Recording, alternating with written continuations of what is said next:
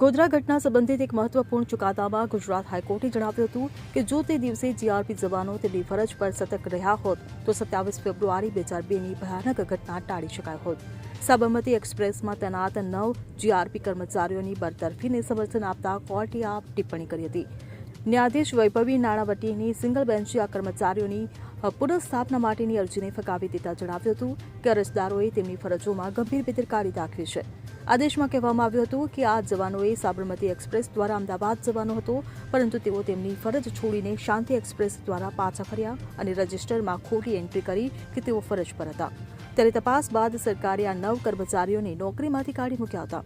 આની વિરુદ્ધ તેમણે હાઈકોર્ટમાં એક અરજી દાખલ કરી, જેમાં દલીલ કરવામાં આવી હતી કે ટ્રેનના અનિશ્ચિત વિલંબને કારણે વૈકલ્પિક ટ્રેન દ્વારા મુસાફરી કરવી એ સામાન્ય પ્રક્રિયા છે, પરંતુ કોર્ટે આ દલીલોને સેવા નિયમો અને જવાબદારીઓનું ઉલ્લંઘન માનીને ફગાવી દીધી છે. Bureau report CN24 news. હવે જુઓ દેશ દુનિયાની તમામ ખબરો તમારી આંગળીના ટેરવે. ઉઠાવો મોબાઈલ અને Google Play Store પરથી ડાઉનલોડ કરો અમારી CN24 ન્યૂઝ મોબાઈલ એપ.